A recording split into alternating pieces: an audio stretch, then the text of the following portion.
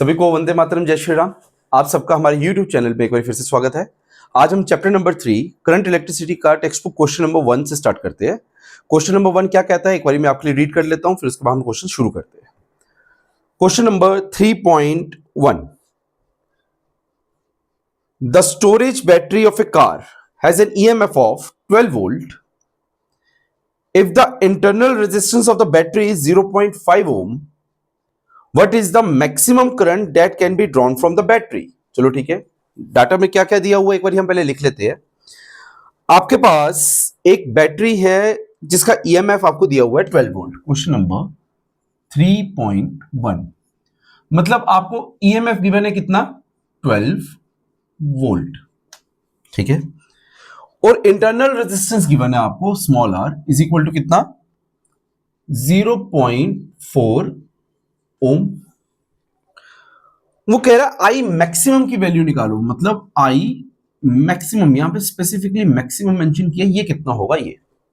तो इस टॉपिक को शुरू करने से पहले हमारे माइंड में एक चीज क्लियर होनी चाहिए कि EMF होता क्या है, इसके क्या क्या मैथमेटिकल एक्सप्रेशन होते हैं और किस तरीके से हम इसको यूज कर सकते हैं। एक बार मैं जस्ट इसका एक्सप्रेशन लिख लेता हूं। एक्सप्रेशन में क्या क्या चीजें हैं वो मैं आपको बता देता हूं, फिर हम वैल्यू सब्स्टिट्यूट करके इसका सॉल्यूशन देखते हैं क्या, ठीक है। तो अगर आपको याद हो, अगर EMF को मैथमेटिकली रिप्रेजेंट करना है, E is equal to V plus I R, E is equal to V plus I R. एक डायग्राम के थ्रू मैं आपको इस चीज को एक्सप्लेन कर देता हूं क्या है। आपके पास कोई एक एक्सटर्नल रेजिस्टेंस है R, उसके साथ आपने एक बैटरी कनेक्ट की है और बैटरी का कुछ अपना इंटरनल रेजिस्टेंस है स्मॉल r। अब इस सर्किट में कुछ ना कुछ करंट आई फ्लो करेगी, ठीक है। अब इस बैटरी का जो पोटेंशियल है उसको EMF बोला गया।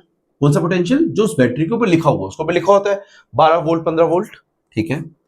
उसका कुछ अपना इंटरनल रेजिस्टेंस है, पार्ट समझ आता है, सर्किट में कुछ करंट है, पार्ट समझ आता है। अब ये R क्या है, इस R के अक्रॉस एक वोल्टेज डेवलप होगी जिसको मैं बोलूंगा IR, और इस वोल्टेज को बोला जाता है टर्मिनल वोल्टेज, ठीक है। अभी तक फॉर्मूले के लिए इतना ही। अब इसी E एक्सप्रेशन को क्या मैं IR प्लस IR करके लिख सकता हूं? हाँ बिल्कुल लिख सकता हूं। और E is equal to I जब मेरा कॉमन आ जाएगा तो पीछे का बचेगा R प्लस R। आपके पास ये एक्सप्रेशन बन जाता है।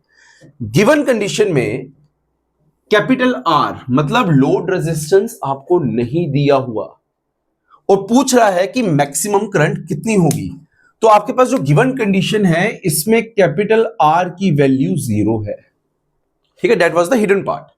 और अगर आप जब इसको पढ़ोगे तो वहां पे ये कंडीशन भी आती है कि बैटरी के केस में मैक्सिमम करंट कब ड्रॉन की जाती है, वो तब की जाती है जब एक्सटर्नल रेजिस्टेंस आपके पास 0 हो। यहां पे गिवन नहीं था बट ये हमारे पास डाटा है। तो रिस्पेक्टिवली इस एक्सप्रेशन में जब हम वैल्यू पुट करेंगे, E is equal to I R plus R, तो E आपको गिवन है 12, I आपसे निकालने को बोल रहा है। जब R 0 हो जाता है तो I किसके बराबर हो जाता है, I मैक्सिमम के बराबर। मैं इसको I मैक्सिमम से रिप्लेस कर रहा हूं। R की वैल्यू 0 है और स्मॉल r की वैल्यू है 4/10, फ्रैक्शन में लिख रहा हूं इस चीज को। तो 12 is into 10 divide by 4 is equal to किसके बराबर, I मैक्सिमम। 4 1 द 4 3 द, तो I maximum is equal to 30 ampere. ऐसे तो सॉल्यूशन सिंपल है, आप फॉर्मूला लो, वैल्यू पुट करो, बट यहां पे R 0 क्यों है, तभी करंट को मैक्सिमम क्यों बोला गया, ये कंडीशन है इसमें, तो इस चीज का भी आप जरूर ध्यान रखोगे। तो हमारे पास पहला क्वेश्चन करंट इलेक्ट्रिसिटी का टेक्स्ट बुक का फर्स्ट क्वेश्चन यही था, जो आपके पास EMF और वोल्टेज के ऊपर बेस्ड था।